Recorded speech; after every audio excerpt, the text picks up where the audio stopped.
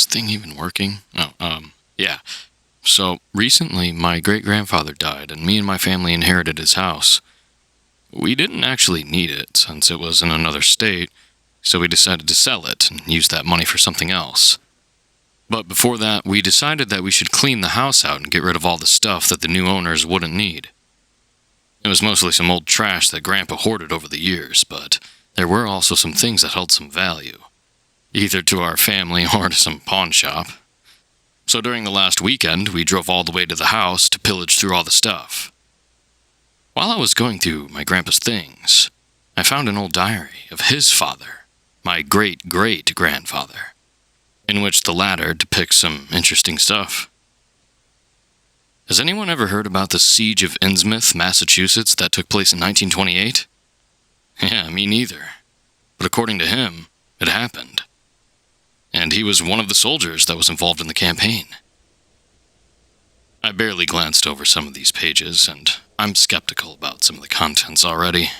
I'm not a history buff, but I'm pretty sure that no conflicts took place on American soil during the last 150 years or so. I've never met the old man, so I know next to nothing about him.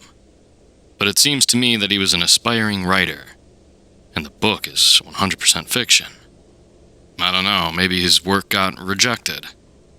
So I've decided to give my old man another chance at fame, and relay the contents of his diary here. His writing seems to be not so bad to me, but still, take it easy on the old guy, would you?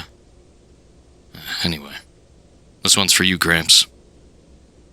Here's the first entry.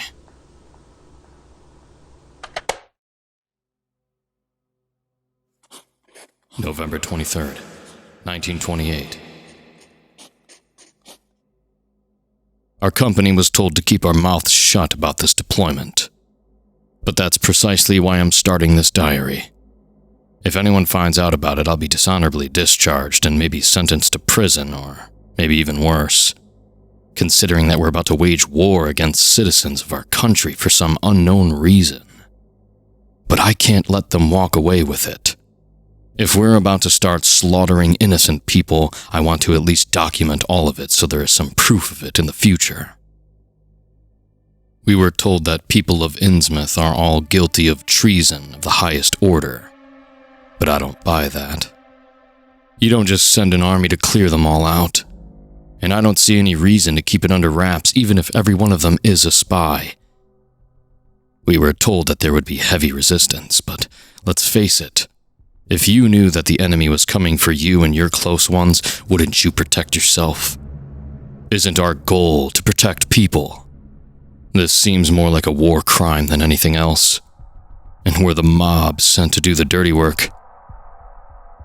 The only thing that calms me is my captain's resolve. It appears that he knows more than us, but withholds that information for some reason.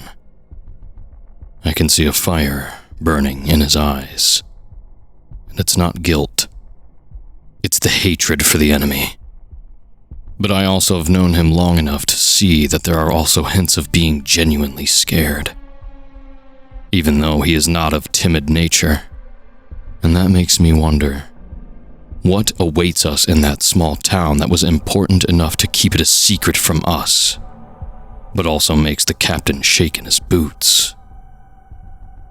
In just a few hours, we will engage into an urban warfare, and I only hope that our command will be right, or that we'll all be brave enough to see that they are wrong. November 23rd, 1928. I was wrong. The citizens of Innsmouth are as hideous on the inside as their appearances, and there's no redemption for them. When we entered the town, its streets were already empty. It seems that the locals knew that we were coming and thus left their homes, going into hiding. I'd been told that it was a small fishing town, facing the ocean on one side and being surrounded by swamps from all other sides. So I didn't expect to see any riches. But the town looked like it had been abandoned many years ago. Many of the buildings were destroyed, either by fire or through negligence, and by the look of them, they had been that way since the middle of the previous century. The other ones didn't look much better. The locals definitely didn't care about how their houses looked, or they wouldn't let them stay in such a sorry state. The only indication that somebody lived there at all were the footprints in the mud that covered the roads, complete with the dark skies above us and the fog that one would expect from such a moist place. The town presented a very depressing sight, and I caught myself thinking that it was easy to believe that no good people could live here. We were slowly advancing through the streets, straining our senses to spot a possible threat, but there was none. It was only silence, undisrupted even by the wildlife. And I could hear every step that me or my comrades took. Even though the weather was cold, I was running with sweat that instantly cooled on my skin under the breeze. And I gripped my rifle so that it wouldn't slip out of my hands during the most important moment. They attacked us just as we began to lower our guard. Suddenly, the air was filled with noise of shots, and bullets started whistling around us. They were armed with rifles and shotguns, and while we were out in the open, they were gunning us down from the windows, having both cover and height advantage. The only reason that me and most of my squad survived this ambush was due to the locals' apparent lack of training and bad aim. The instincts and army training kicked in, and we immediately dispersed, trying to get to some cover. I spotted a small, narrow alley that went perpendicular to the main street and rushed towards it, intending to hide behind it and continue the fight from there. On my way there, I saw our captain lying and thrashing in the dirt, his hands desperately clawing at the shot wound in his throat. The blood was gushing out of it at such a rate that it was clear he wouldn't survive. Once in safety, I started unloading my ammunition in the direction where the shots were coming from, aiming for the windows. I know that I've said that it felt wrong killing these people without knowing why, but at that moment, I did not care anymore. The desire to live, to survive, had engulfed me, and the instant I saw the ferocity in which they were slaying us, I knew that there was only one way for me to get back home: over their dead bodies. It must have been the same during the Great War in Europe, when the boys like me were sent to the front lines whether they believed in their country's cause or not. I could hear the sound of gunfire coming from the streets too, which meant that they attacked other squads as well. And that makes me wonder, how the hell did they coordinate their attack so well? It wasn't like only we were engaged in battle. No, the whole town suddenly erupted into violence, becoming a battlefield. This was not what you would expect from simple civilians. Even from the distance, I could see that there was something off-putting about their appearance. Their skin was of sickly gray color, and their eyes were bulging out, giving them the fish-like look. It was hard to aim for their heads too, because they sunk deep between their shoulders, making them hard to spot. It made it hard to relate to them even as opponents. At that moment, I heard the scream of one of our soldiers behind me, and I belatedly realized the enemy could also hide in the buildings near us in order to flank us. But there was no gunshot prior to the scream, and it was not one of pain. It was a shriek of horror, a cry of someone who realized that his life was coming to an end, and there was nothing to be done about it. Turning around, I saw only the shaking legs of a soldier who was already being pulled through the door of an old building, as well as the trail of blood that followed them. His pale comrade just stared in bewilderment at the whole scene. It was clear that he must have seen everything, but for some reason, he didn't take any actions to help his still bellowing companion who, by the sound of it, was already suffocating on his own blood. Yelling something at him, I charged inside, gun ready. I expected to see something as soon as I entered the building, but the trail of blood went around the corner into another room. For someone who was pulling a resisting man, the unknown assailant moved too fast. But I didn't pay it much attention back then. The soldier was still alive. I could hear that, so without hesitation, I went forward.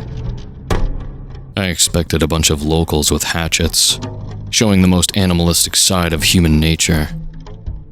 But the sight that unraveled in front of me didn't fit any of my anticipations.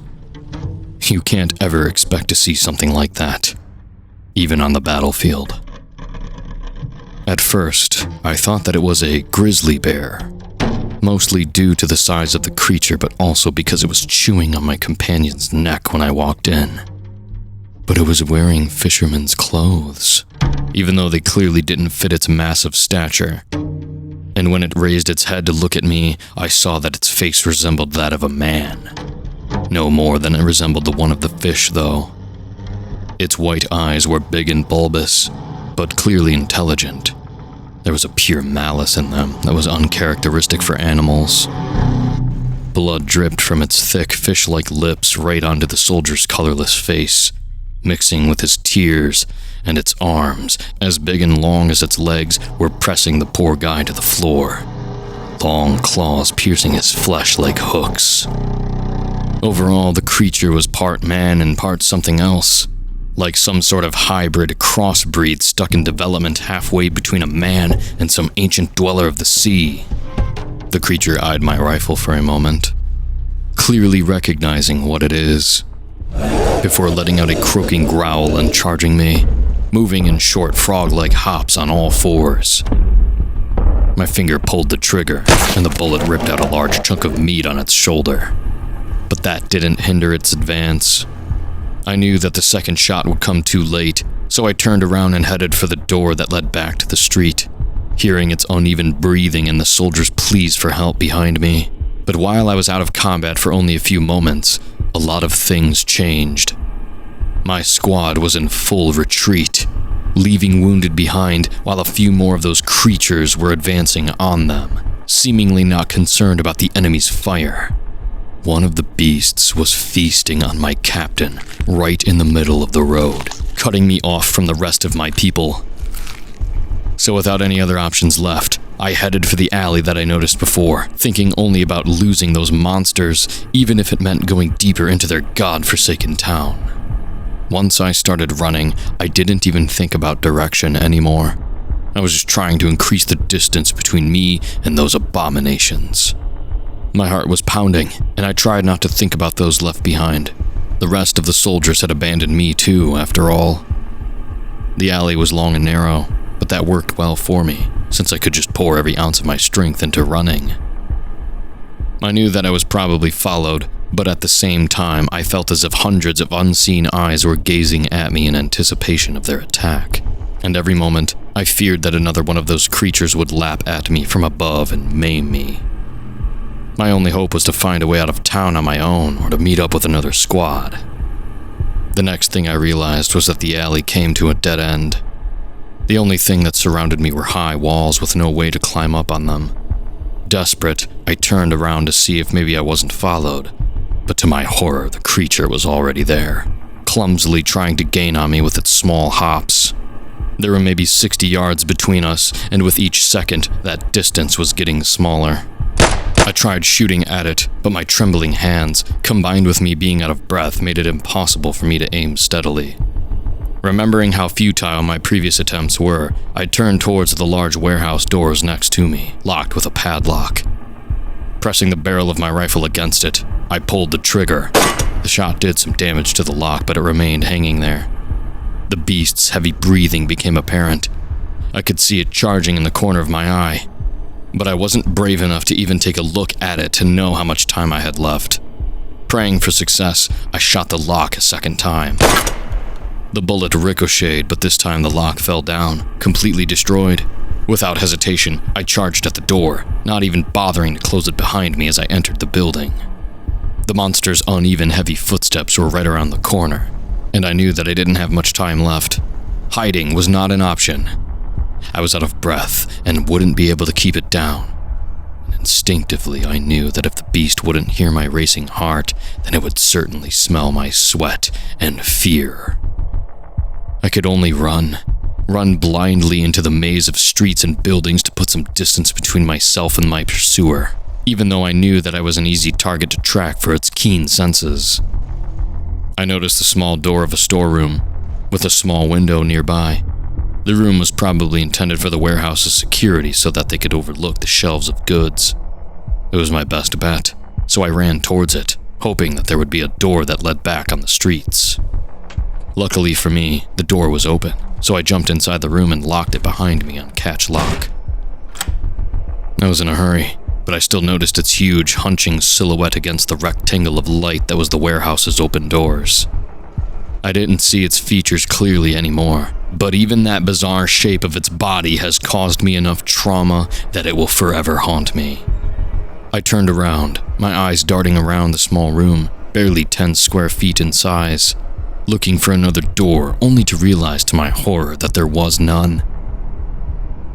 A new wave of fear bolted through me as I realized that I finally caught myself in a trap. I think what got to me most was that after all of that running, I was still going to die, and my efforts were in vain. I didn't see it coming, but I could hear it. The heavy stomp of its legs and the triumphant croaking howl. I pressed my shoulder against the door, hoping to halt the beast's advance. That was naive of me, but I didn't want to go down without putting up a fight, and perhaps were the beast to charge the door, I would die under its feet. But it decided to break through the window instead. The rain of glass missed me, as did the creature's long, flailing arms. It only put its torso through the window frame, but its mighty hands could reach halfway across the room. Dazed, I blinked, and in that instant I felt its hot breath cover my face in blood and saliva. It was looking right at me. Dropping to my knees, I quickly crawled to the far corner of the room, barely evading the hook-like claws. And once there, I turned around, raising my gun. I could see the bloody wound on its shoulder, and the expression of its face made it clear. It wasn't just bloodlust. It was personal. That vile, unearthly monster wanted to exact revenge on me for scarring its flesh, and it would chase me to the end of the world. Taking a deep breath, I aimed for its snarling maw, and as my fingers squeezed the trigger, I closed my eyes, unable to face the fact that my gun would be harmless to it. Only the shot was followed by silence. I didn't hear its raspy breath anymore. Carefully opening my eyes, I saw the beast hanging from the window. Dead. Its skull now fashioned a large bloody hole. But even in death, its face was stretched in a grimace of hatred and violence. Still not believing what I'd done, I exhaled slowly, as if to not awaken the monster in front of me. My uneven breathing turned into a hysterical giggling laughter, as I realized that I survived. For now. But as I was wiping the tears of joy and fear, I came to another realization. I was in the middle of their town, far from my comrades who at that point could very well be on the outskirts of the town already. And the town itself was infested with fish-like monstrosities. What are those things? Were they the reason why we were deployed here? I don't know these answers, but I don't think that their amphibian appearance and the fact that the town is located on the coast of the Atlantic are coincidental. I've never heard of anything like that, save for a few fairy tales. But who could believe them before seeing something like this with their own eyes? I don't even want to think how many of them are there in the ocean. And what is the nature of their pact with the locals? Were they always there, in the Atlantic? I think so. Perhaps they observed with their hateful eyes from the depths as the Mayflower was swimming by them, bringing new people into their territory. And since then they resented us, looking for a chance to strike. And perhaps they are everywhere, around the globe. And as we brave their waters more and more, their resentment for us grows, until they will no longer tolerate our presence. I fear that might come with the future. Perhaps this battle is just a beginning of another great war. But I now know that they can be killed, and I will do my best to relay this information to my superiors. Chances are they know already, but if they don't, such information could change the tide of this battle. And if I don't make it to them, then I hope that they will find this diary, so that we who were the first to engage these beasts are not forgotten, and our sacrifice during the siege of Innsmouth was not in vain. Right now, this diary is the best log of the first fight between humans and the devils that lurk in this accursed town. I don't know where death will find me, but I write this from the cellar underneath the room where my fight took place. Mother, Father, I love you, and I hope you will be all right.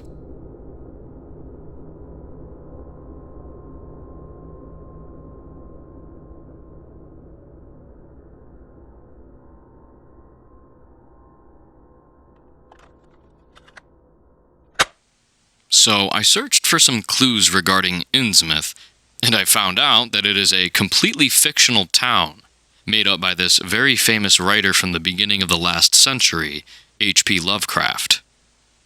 There are no mentions of a siege of Innsmouth in 1928, and the whole story takes place in 1936, but it is mentioned there that many people from Innsmouth were arrested in 1928 after an FBI investigation. It is also mentioned there that during the same year, an American submarine torpedoed the Devil's Peak, a cliff near the town that overlooks the ocean. But that's the only mention of some military action that ever took place there. I won't spoil too much about Lovecraft's original story, The Shadow over Innsmouth, because you should check it out. It's pretty great. I can see that Grandpa was a great fan. Oh, by the way, there's something I noticed while I was reading his diary. The notebook itself was made in 1927 by the small company named Holler and Robbins. I guess Grandpa could just keep it for a long time before finally using it, but it's still unlikely, considering that Lovecraft's book was published only in 1936. That's enough for now, I think. I'm pretty tired and I need to go to bed. After work tomorrow, I think I'm going to do some research and kind of dig up whatever facts I can about Innsmouth and my grandpa.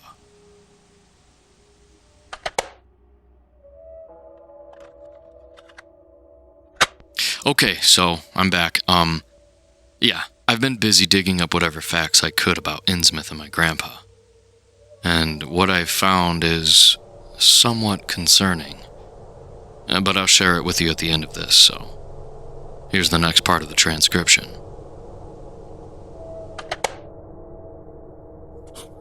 November 24th, 1928. Since judging by the silence that has befallen on Innsmouth, the main forces of our army decided to fall back. I didn't want to risk going into the night alone when more of those creatures could be lurking around. I had to get my thoughts together before I was ready to head back into the fight anyway, and the cellar provided me with necessary comfort. That said, it was far from a calm night. I could barely close my eyes, fearing that they could track me, and every sound made me jump up and grab my gun, with bizarre forms haunting my mind. I prayed that the townfolk wouldn't send anyone to look for their friend and that they wouldn't come to the warehouse. Even if the cellar looks like a safe haven, a tight corner that nobody would look into, I didn't want to find out if that was really so. For I know that above me is the town full of those monstrosities, a place where no human is welcome or safe. I could only wonder what they were doing at that moment. I've only managed to calm myself down and get some sleep closer to the morning. The night was cold and merciless, but I prayed that those creatures could feel cold and needed rest too. But the rest evaded me even in those fleeting moments. Just when I finally dropped my guard and let my needs take over, the waking horrors gave way to nightmares from which there was no escape. At first, those dreams were just the reflection of the previous day. I was being chased by grotesque, ever-shifting forms of the were-beasts who were trampling everyone in their way. No matter where I would go, they would follow me, breaking through doors, windows, and bursting out of the floor. They could not catch me, but that only prolonged my agony as every inch of my body was screaming at me in despair to continue this race and get away from them. The background of the dream was constantly changing, not sticking to any recurring motif or logic. I was running through Innsmouth, streets of my hometown, corridors of my school, grocery stores, theaters, every place that I've ever visited.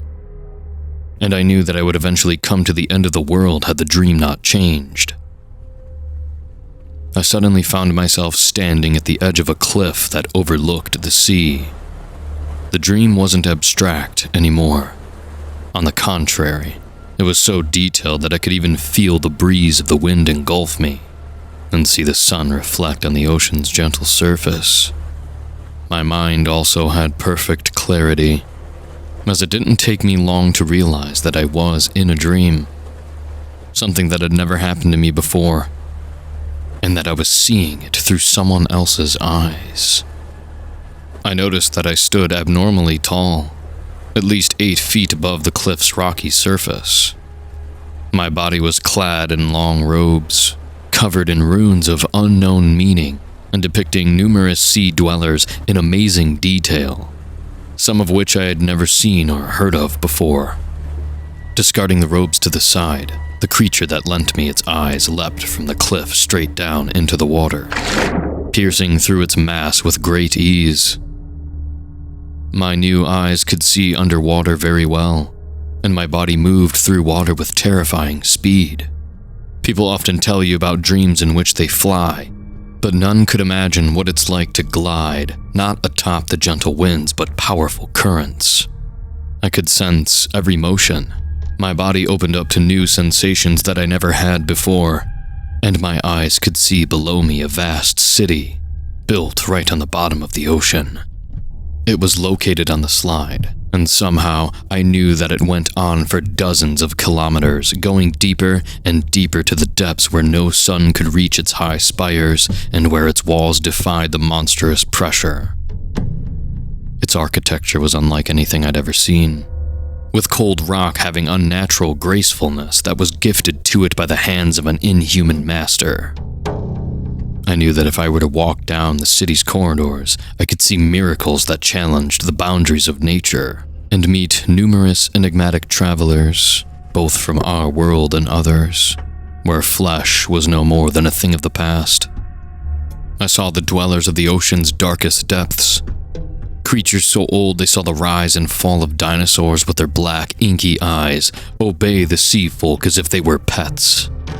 I walked through the tunnels that led deep below the ocean, the vast caverns with entire new worlds that never knew the sun, and new oceans below them, all native to our planet, yet as oblivious about us as we about them. I saw riches beyond imagination of even the wealthiest of our kind, entire mountains with strange white gold, and I knew that all of it was real, for my imagination could not come up with something so vast. "Join us," the sudden voice in my head commanded. Its soft yet powerful notes echoed through my entire body, every organ and any cell pushing out not only my other thoughts, but even things like instincts and reflexes. I was no more than a string that was played by the masterful hands of an artist. "All of this, and much more, can be yours. Swear your loyalty to us.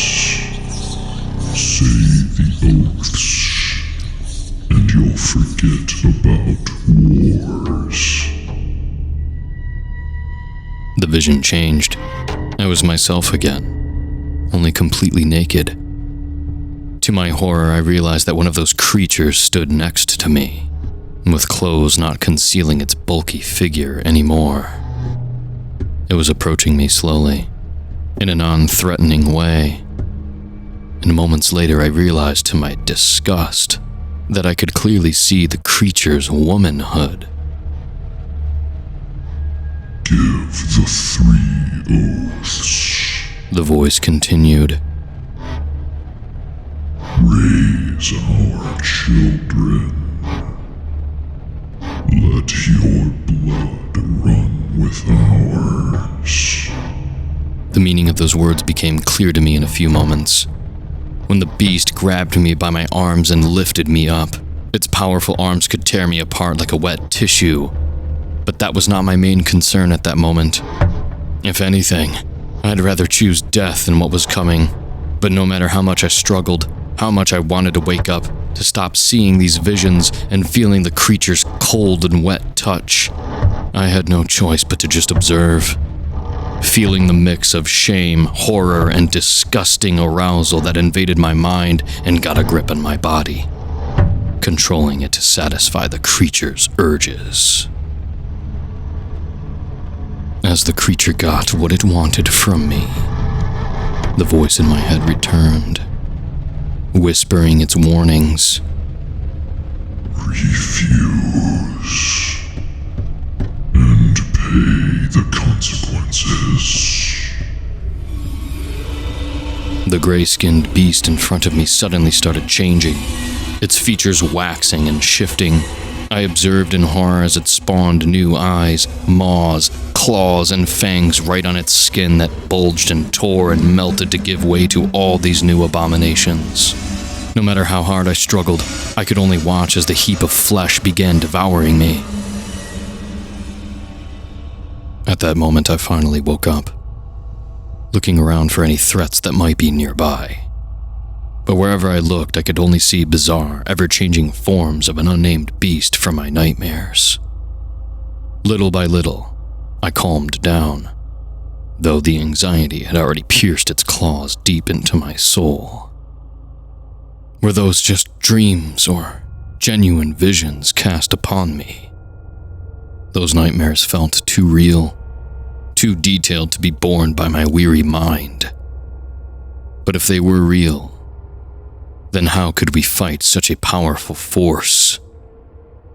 What we fought were no more than spawns of unholy union of men and beasts, and they had many more allies.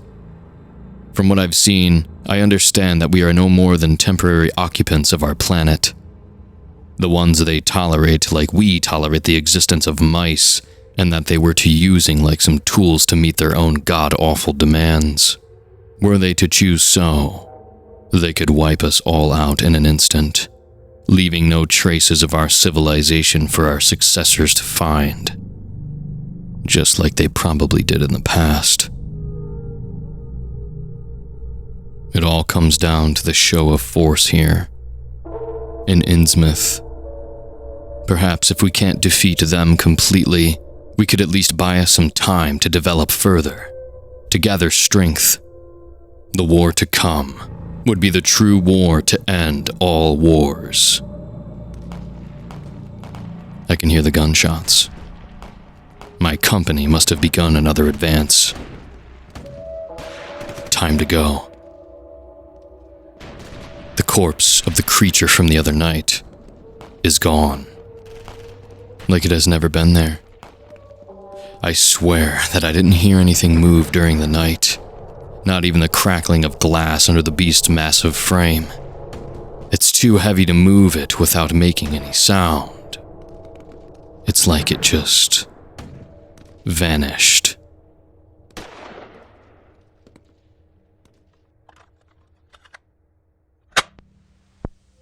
Alright, I promised you guys another quick update regarding my grandfather. It took me a lot of time and effort to find this out, and I pillaged through mountains of old papers in the archive, but the company that manufactured the diary in which my grandpa was writing, Holler and Robbins, was a small printing company in Massachusetts that closed down in 1929 during the Great Depression. Again, the diary itself was made in 1927. My grandpa never lived in Massachusetts, so he could only buy the diary when he was passing through the state, and the story, Shadow over Innsmouth, was written by Lovecraft only in 1936. So, if you connect all the dots, you come up with the question. If my grandpa was just Lovecraft's fan, then how could he describe the events that had taken place in Innsmouth roughly 8 years before they were mentioned for the first time to the general audience? I don't know. I'll be back for another update.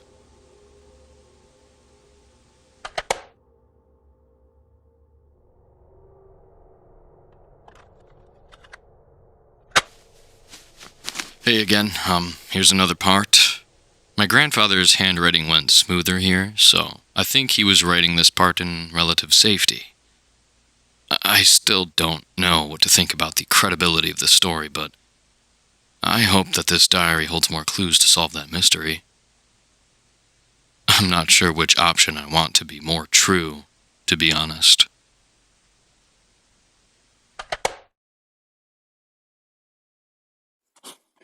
November 26th, 1928. I can't speak about other wars, but I know for sure that this war is hell, and in more way than one. I've managed to reconnect with my company during their assault 2 days ago, and since then we've been steadily progressing into the town. We've been progressing very slowly, measuring each step, for every building could hold some unpleasant secret, whether it was a gun-wielding group of locals, monstrous beasts, or something else entirely. It turned out that I wasn't the only one who had seen that dreamlike vision. Almost every soldier had seen it, and it caused quite a lot of ruckus in our ranks. There had been a lot of cases when soldiers disobeyed the orders, straight out deserted, or simply went mad from all their experiences. In just 3 days, we've lost 1/3 of our forces. Not to the enemy, but the horror that forever settled in their souls, as they would rather face imprisonment than spend one more second on the gloomy, insanity-infested battlefield of Innsmouth. I can't say that I blame them. The town is like proof that God himself had turned a blind eye to us, letting these monstrosities run free on our land. And our priest was never out of work, for many souls begin to question their faith and cause. What could the man in robes say to people who believed that their very souls were at risk of being dragged to hell? The promises of paradise seem faint in comparison to the real, physical nightmare that we are facing. It is clear now that our enemy employs not only the brute force, but some sort of mystic arts as well. Throughout the last 2 days, it had been raining non-stop, which I doubt is a mere coincidence, as water seems to rejuvenate these creatures. I personally saw how a mortally wounded creature crawled out of the building and ran into the rain, only to hop away with a newfound strength. It is also impossible to capture these beasts, dead or alive. They fight too ferociously until death, and upon it, their corpses seem to disappear as soon as we turn around from them. Many begin to doubt whether they are even real, or if they are mirages of some sort. But then we wouldn't be able to kill them, not to mention that we know that mirages look different. One of the squads went completely insane after they encountered a creature similar to the ones we'd been facing all the time, but many times bigger, with its head towering high above buildings and its arms using the roofs as a support. It appeared out of thin air, walked a few yards towards them, and then dissipated. But that was enough for half of them to commit suicide out of sheer fear. The rest of them degraded to the point where they lost their speech, and their words described what happened were mixed with blabbering of an unknown language that no one had managed to identify. Another squad went missing right in their camp. Though their footsteps led to the cellars of the nearby building, nobody had seen them leave, and the basement itself was empty. They didn't take their guns or any other equipment with them either, which led their captain to believe that they were traitors and deserters, though everyone present understood that he said that only to avoid spreading further panic. The locals attack us at any time, from any angle. We constantly feel their gazes upon us, and no matter how many defenses we set up, they always find a way to break through them. Where they lack in numbers, they win with their knowledge of the surroundings and raw animalistic power. Of course, not all locals were affected by the curse of flesh that had consumed the majority of the population. Some of them were normal humans who had lived alongside the rest of the population. Some of them were even supporting our cause and joining our ranks, seeing it as their chance to get rid of the plague that had threatened them for their entire lives. One of such people was Henry Harrison, a young man who, despite his lifeless eyes, possessed quite a zealous determination to drive the creatures back to the sea. He had been born in Innsmouth and lived there his whole life, with the knowledge that one day he would have to either face death or consummate the marriage with one of those things. We'd found him along with a bunch of others like him when their barricaded house was being sieged by the sea folk. And even though it could be a trap, we just couldn't stand there and observe how those creatures were trying to get inside. He later told us that they had been fighting back for 2 days straight, from the moment the so-called Cult of Dagon learned about their insurrection. And out of 15 people, only 4 survived. The rest had been either maimed and killed right there and taken alive somewhere else. 2 of the corpses we had found at that building had gunshot wounds in their head, and judging by the angle, those poor souls were the ones who did it themselves. Henry said that in their case, death was an easy way out, and warned us that we better not become their prisoners of war, for we would only make it worse for our comrades. He refused to specify what he meant by that. Henry and his followers were a treasure for our campaign, for they possessed vast knowledge about the town's structure and the dangers that awaited us there, even if they seemed to be completely surreal from his words. He also shared a great deal of information regarding the origins of these creatures and what they were doing in the city. According to him, these creatures were brought to the town by a captain named Obed Marsh in the middle of the last century. On his voyages through the Pacific, he had encountered a tribe that had established contact with this bizarre race, and made an unholy pact with them. Those creatures would marry into their families in order to mix their blood with ours and avoid inbreeding. And in return, they would give the settlers all the wealth and fish they needed. Obed Marsh saw an opportunity for his town to prosper, so he brought the despicable cult with him on a bloody night of 1849, and the creatures marched out of the waters, then took over the town, killing or sacrificing everyone who would oppose them. Henry said that the children of mixed blood would look like normal humans at first, but as they got older, their dark origin would start to take over, changing their features to resemble those of their ocean-dwelling ancestors. The oldest ones, the one from the first generation, had already joined the rest in the ocean, but they kept nearby just in case. And according to Henry, the ones that we had seen were no more than tadpoles compared to their seniors, who possessed unparalleled power that was gained to them by something even more sinister and ancient. Something that their cult of Dagon had been worshipping since the times when dinosaurs walked the earth. Henry assured us that he wasn't one of the hybrids, but he told us that his family was not left untouched by these atrocities.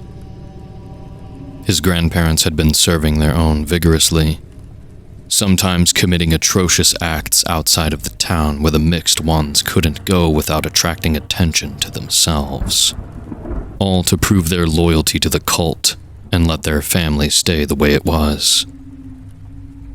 Henry admitted that he carried that knowledge as a burden, for his grandparents were responsible for dozens of kidnappings all over the state. They mostly kidnapped children since they were both easy targets and in high demand at the cult. What the cult did to them remained unknown, but Henry suspected that his grandparents consciously avoided the truth. But as the plague was spreading through the city and more families were being picked for interrogation, Henry's family ultimately fell victim to it as well. When Henry was 7, his mother mysteriously disappeared. His father wasn't the same ever since, saying that his mother was with gods, but his 1,000-yard stare told Henry more than his words. His father didn't just suffer from the loss. He also carried the weight of knowledge of what exactly happened to her. It was then when Henry learned for the first time what world he lived in. As if the mere presence of those ageless prehistoric beasts rubbed off on him, making the 7-year-old grow up in one night. A few weeks later, Henry met his new mother. A croaking voice behind the bedroom's always closed door. His father insisted that Henry should never enter the bedroom, since his new mother was sick and had to rest all the time. But while Henry obeyed, that didn't stop his stepmother from taking midnight walks. As was evident by the pools of water that Henry would occasionally find in the corridor. One time he woke up to find one such puddle, along with dirty, inhuman footsteps, near his bed.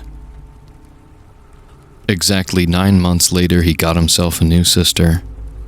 A newborn girl, as sweet as any other. But Henry couldn't be fooled. He knew that one day that innocent soul would grow up into a cold-blooded, dark-eyed monster just like her mother, and maybe even demand from him to take the third oath, an oath to raise her children. On the night before his rebellion, he took his father's gun from the cellar and shot her right between her sweet little eyes. Her mother wasn't around to protect her, instead choosing to ravage the battlefield. But Henry was sure that she would personally come after him. Henry mentioned that the town had a vast networks of tunnels under it that connected most of the buildings together in one big maze, and he promised us to help find one of the entrances.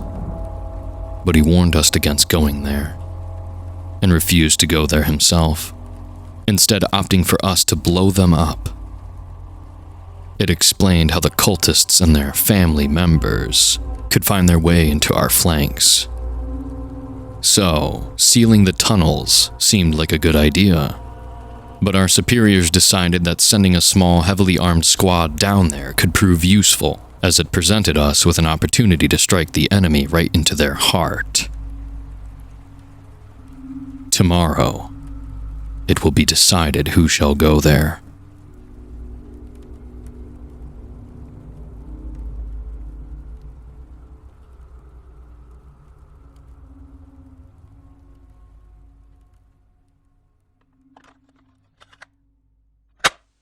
Alright, I did some quick research regarding the disappearance of children in Massachusetts during that time, and while I did find information that could reliably point towards Harrison's family role, or even the proof that children's disappearances were more common in the state during the beginning of the century, I cannot help but think that each of those reports that I did manage to dig up could be the one that was connected to the shadowy cult of Dagon. I pray that I don't learn of their fate from the pages of this diary. This thing becomes less exciting and more horrifying the more I read it.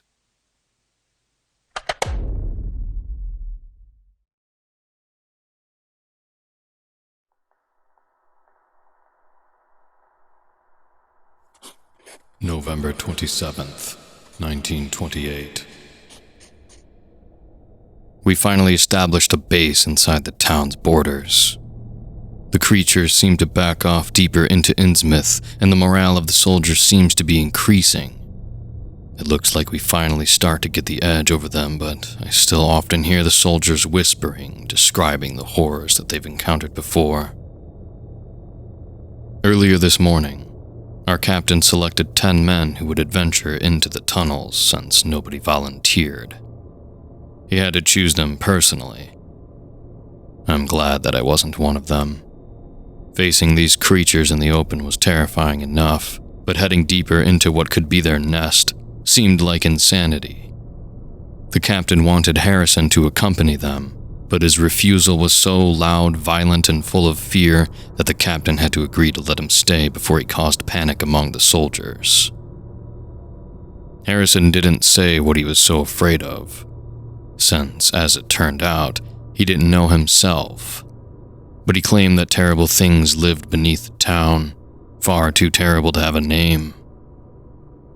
He shared in privacy from the designated squad that no one of those who had suffered the terrible fate to meet whatever dwelled in those tunnels survived the encounter, and the creature itself was the stuff of rumors, but it was definitely real, and it caused houses to rumble as it moved underneath them. I can't even imagine what rumors must be shared among those who already lived in this hellhole. The captain made sure to motivate the soldiers well and promised them that all would go fine and they would return safely. But judging by their faces, they were just too depressed from what they'd seen in Innsmouth to make a stand and refused to go down into the tunnels. None of them ever believed they would ever see the light of day again. I must admit that the captain prepared well for the mission. First of all, he told Harrison to indicate on the map of the town locations of all the entrances to the tunnels. Those that were the closest to us were blown up with dynamite, so that we could no longer fear being surrounded. Save for one. In cellars of one of those houses where we established a small checkpoint. My shift there begins tomorrow.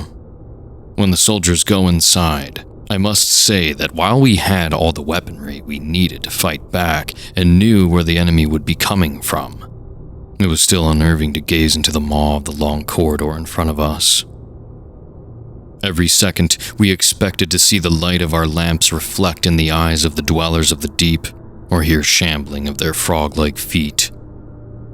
One of the soldiers was supposed to carry a radio telephone with him, which was connected by a cable to the captain's radio station.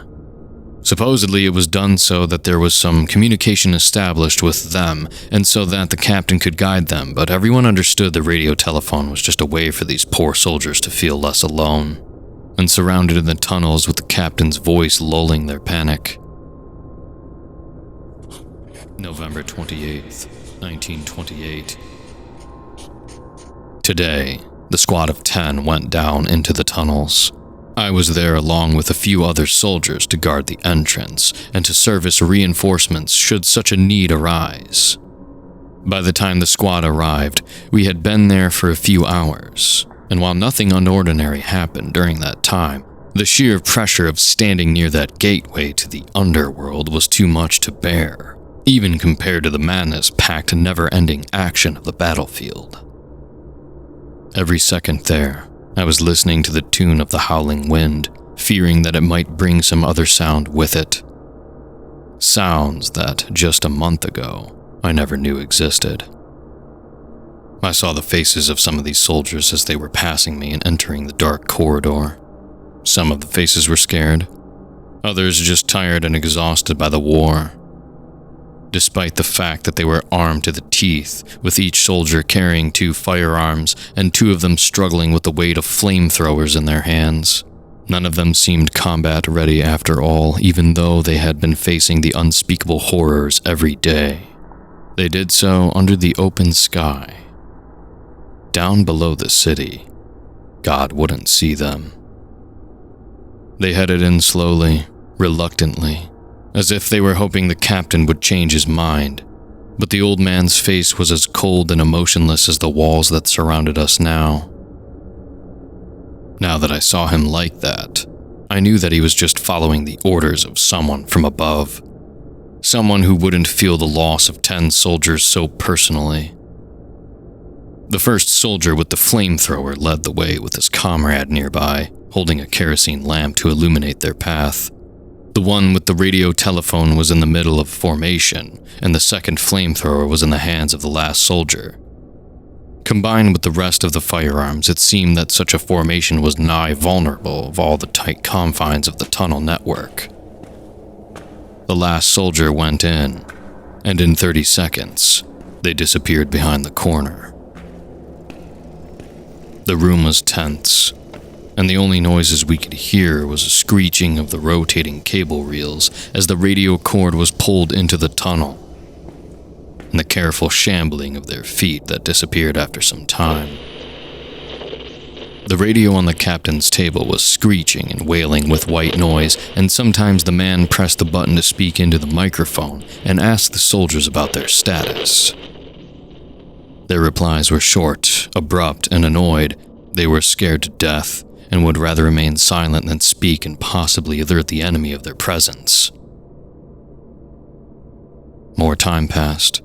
Everyone was sweaty, despite the air in the cellar being rather cold. I caught myself letting go of the rifle to wipe the sweat off my right hand so that the gun wouldn't slip out of my grasp. Some other soldiers were doing the same. The tension was broken when one of the two sounds that lingered in the room vanished. The cable reel stopped squeaking as the cable stopped moving. I heard the soldier next to me inhaling sharply and shifting his position when he raised his rifle and pointed it at the tunnel. The feeling of unrest was quickly spreading among us. "What's your status?" The captain whispered into the microphone, but no answer followed. His fingers were drumming against the wooden surface of the table, as if he was counting the seconds with a simple rhythm. And after a few seconds of silence, he got his reply, faint and trembling. "Captain, stay silent." Such an informal way of addressing their superior wouldn't be tolerated in any other situation, but the captain only started nodding nervously, staring at the radio as if that would help his hearing. There was no time. The team encountered something in the tunnels and were doing their best to avoid being spotted. Roughly 30 seconds later, the radio came back to life, and the soldier spoke again.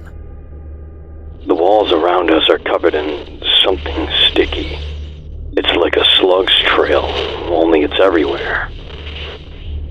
The captain kept on nodding for a few seconds, then pressed the button. "Trace back to the last safe location." "We already did, Captain," the voice replied, this time louder with trembling in his voice. The soldier was on the verge of breaking down into panic. "This line wasn't here just a minute ago, and now it is. We're being surrounded by something."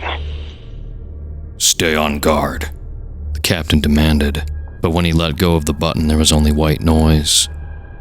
The radio was picking up nothing. "Do you hear me, soldier?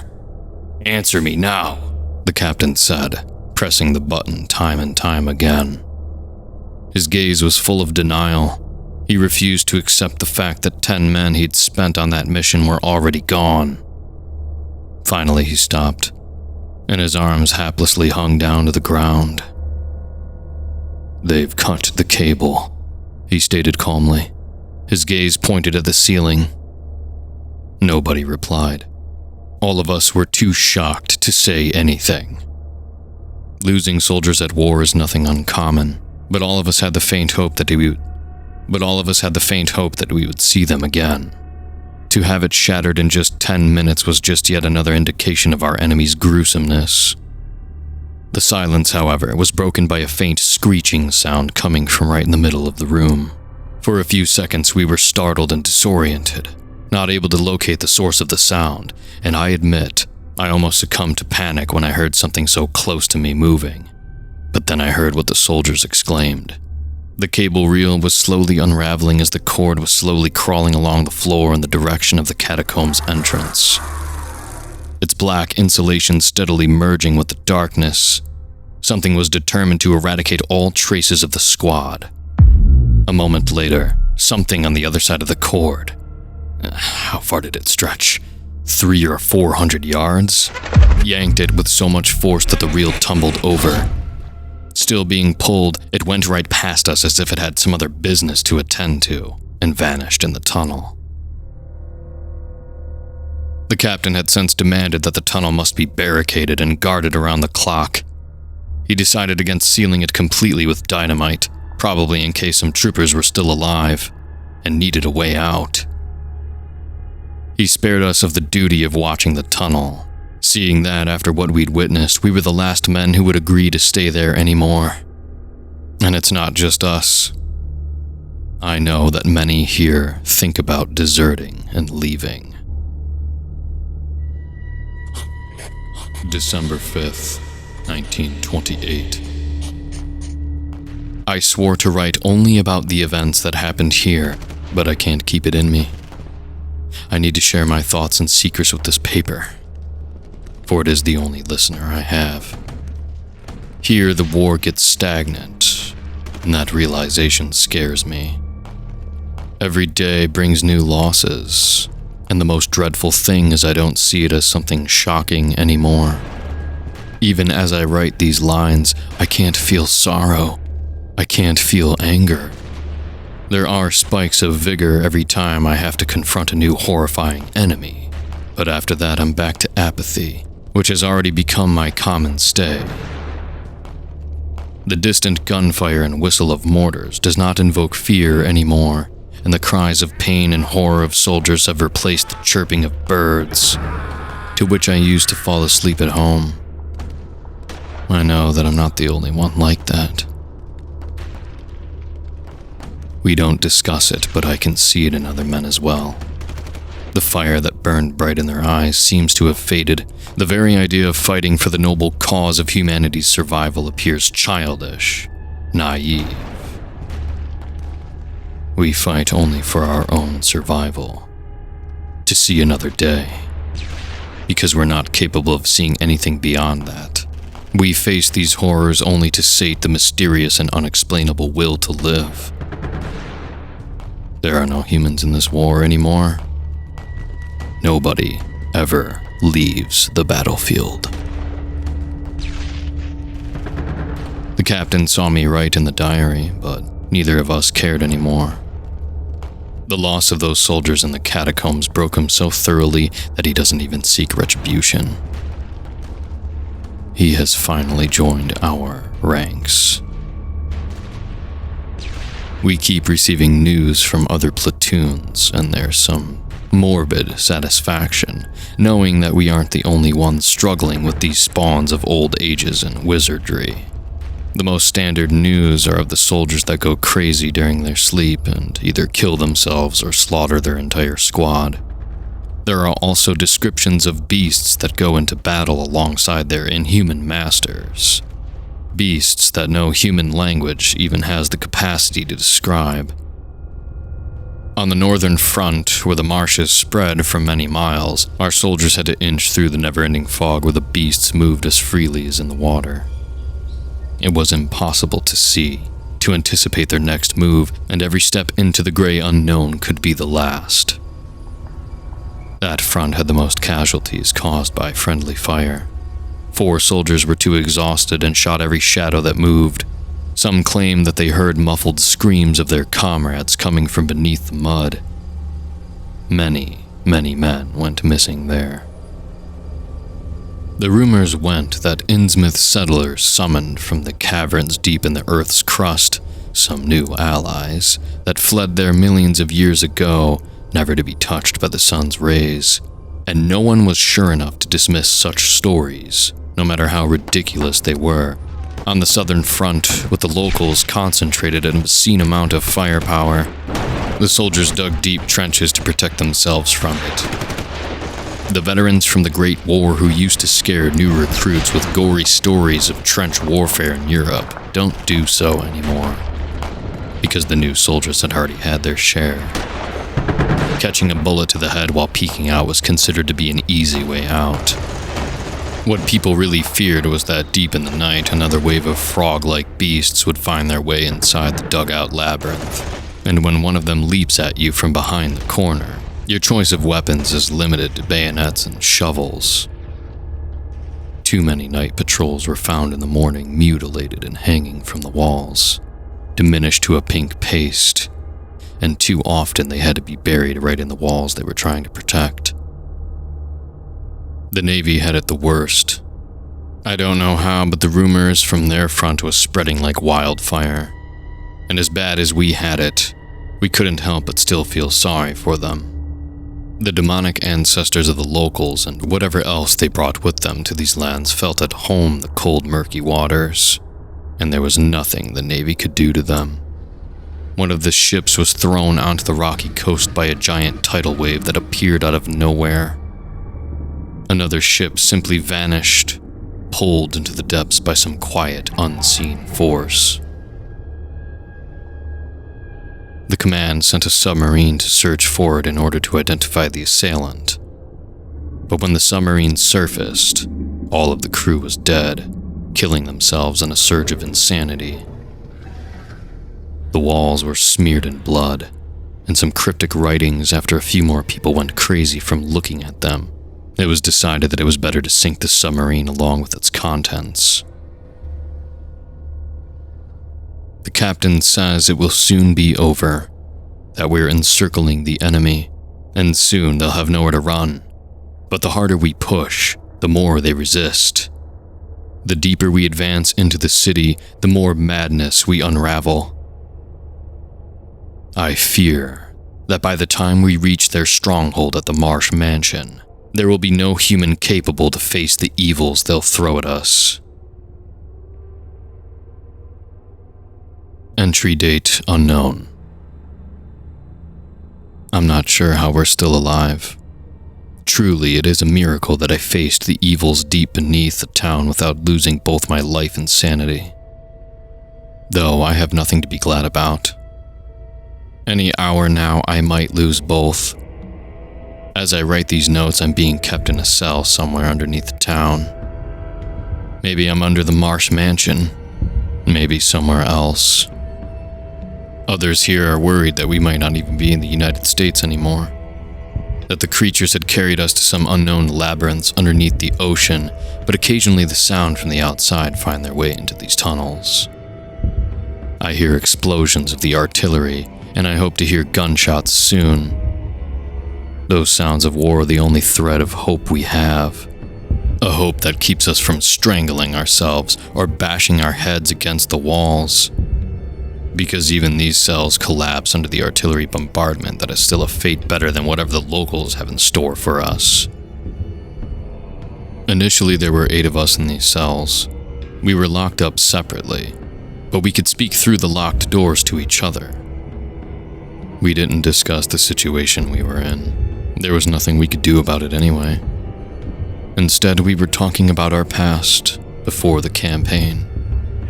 Taking turns. We were discussing the girls who are waiting for us at home. We shared fond memories of our friends. We listened, holding our breaths, when a former farm boy was trying to pick the right words to describe the precise taste of the apple cider he and his brother loved so much, as the creatures opened his cell and were carrying him away for some purpose I didn't even want to think about. He was still recounting how the apple starter was made and what made it so special for him. Till the very end, he was trying to escape to better times. I try not to think about what happens to those who are taken away. The unknown rituals happening above scare me witless, and when we hear the croaking chanting, we raise our voices to try to be helpful. I try to be hopeful, because I have nothing else to do. But still, if I knew that I would end up in this cell, if I had known where these tunnels would have led me, I'd have stayed and fought with my comrades till the end. I would try to hold the line.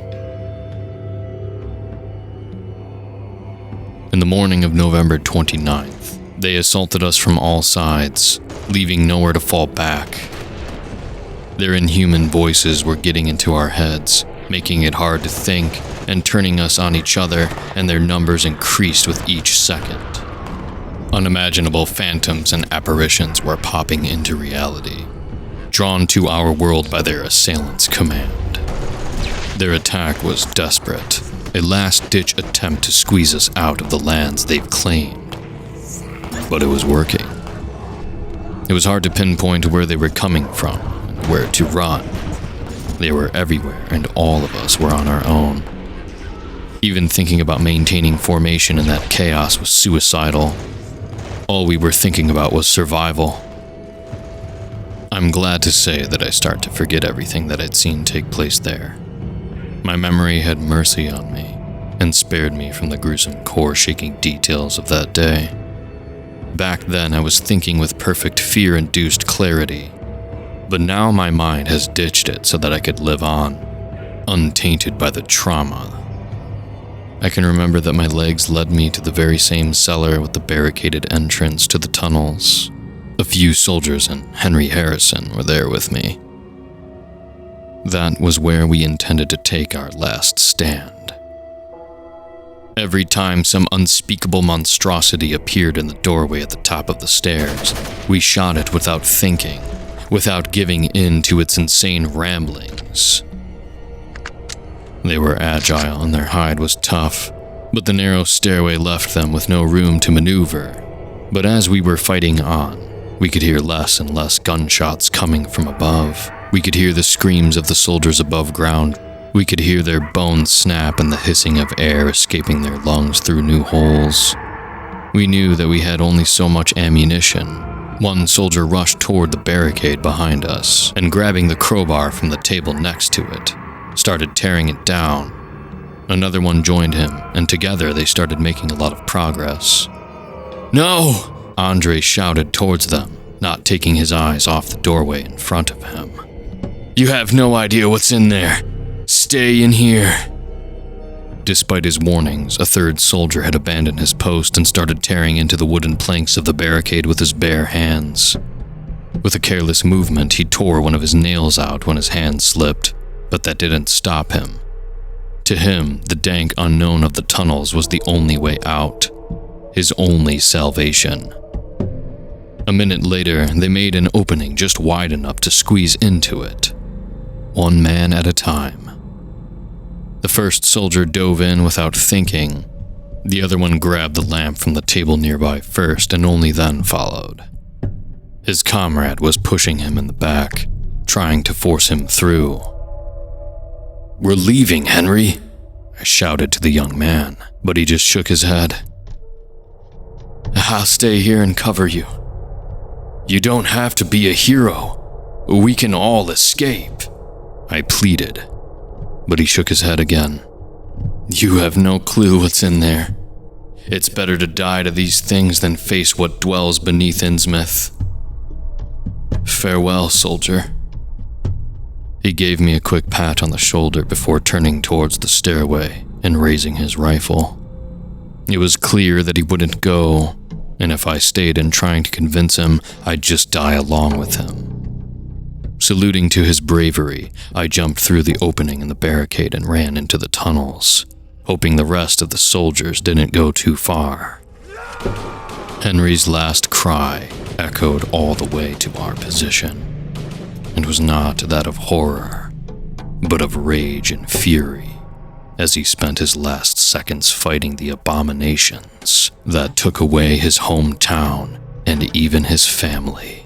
The only thing they couldn't take away was his indomitable will. At that time, however, we weren't in the mood to mourn him. It's a shameful thing to admit, but we were all focused on getting as far away as possible from the creatures that slayed him. I thought about sharing Henry's last warning with the rest of the soldiers, but then decided against it. All of them were already on the verge of a mental breakdown, and if I were to tell them that Henry refused to go here because he feared something even more horrifying than what we faced before, well, there was no saying how they'd react. At first, we weren't thinking where we were going, we just wanted to cover as much distance as possible. Then it became painfully clear that we weren't even sure which direction to move in.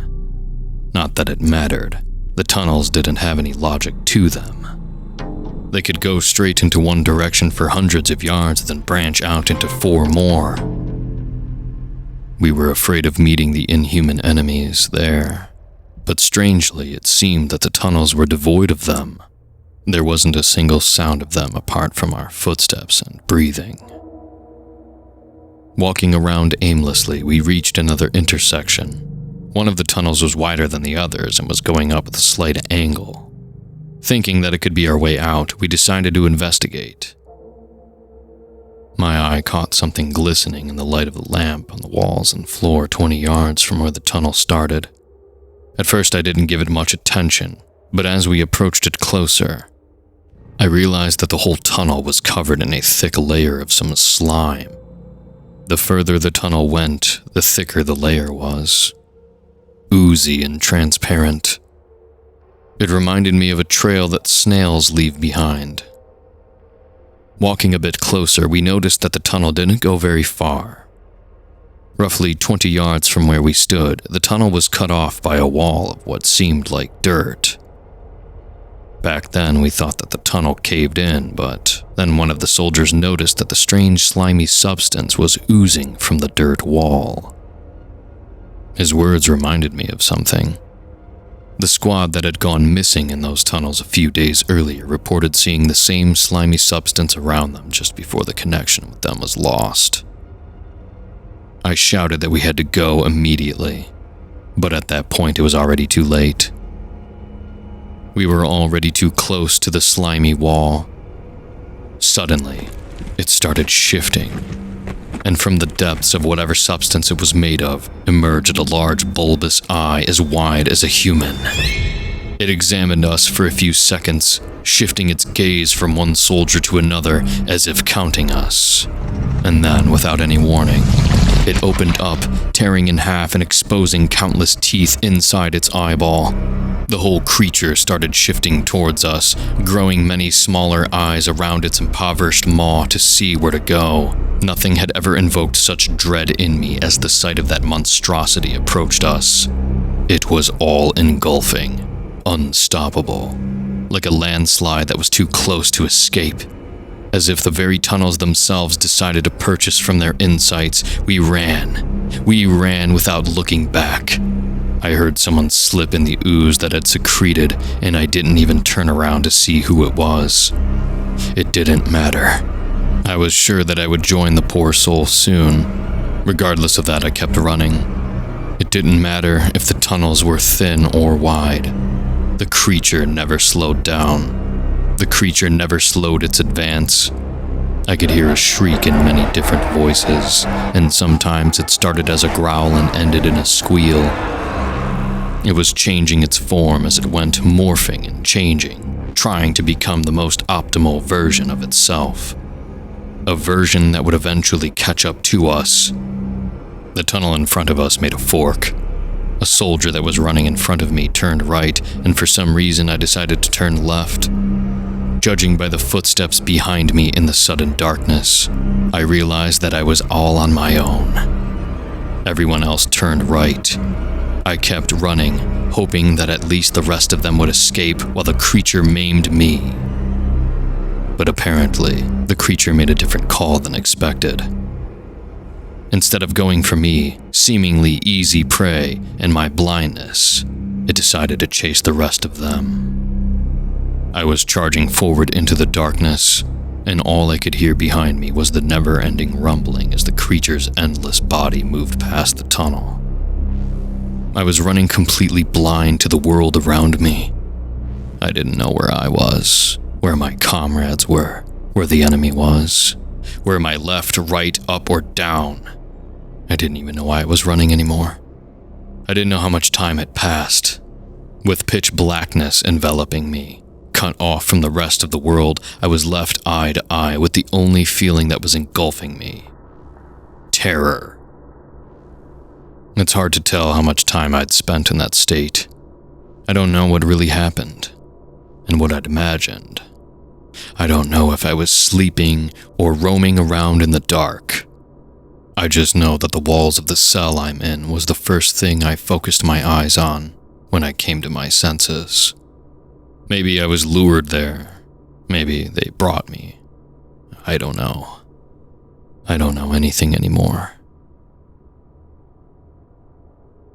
They're coming.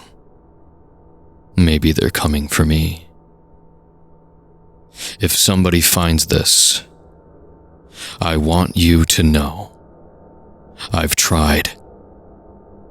I've tried to save us all.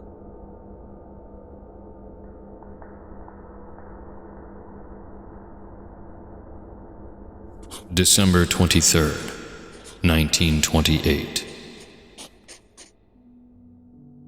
The war is over. I'm writing this from a military base where all the survivors were brought in.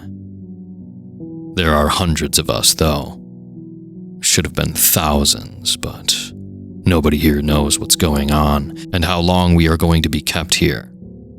But at the very least, I was told that the war is over, and even that sweet moment of victory is being taken away from me by the uncaring reality we didn't win. We didn't eliminate the enemy. They just withdrew all of their forces, vanished back into the depths that had spawned them. We didn't wipe them all out. We just fought back a piece of our land, a piece that is going to be destroyed anyway. We are told that the town of Innsmouth is going to be destroyed, its very existence wiped from the records. We're also told that we must all keep our mouths shut, or we're going to swiftly end up in an insane asylum. Not that we're not going to end up there anyway. The things we've seen are impossible to forget, to ignore. I'm doing my best to hold on to appear sane, just so that I'm not erased from the records as well. Troublesome soldiers keep disappearing at night and being taken away somewhere, from where there is no return. I think it's only our sacrifice for the country that keeps the high command from just gassing us all. After all, we're the last thread that leads to Innsmouth. We are the few people who can verify that it ever existed. The preparations will be made. The conspiracy of the highest level of secrecy weaved into existence to hide the fact that we're not the owners of our planet. New weapons will be forged far more powerful than anything humanity has ever wielded. Perhaps we'll even try to leave the planet and settle on the moon like in a sci-fi movie. We better hurry up, because the enemy is strong and seen what we're capable of. He'll gather his forces. The next time he attacks, it won't be a war. It will be an extermination. If you're reading this, I'm sorry. I tried to give you a better future. We all tried.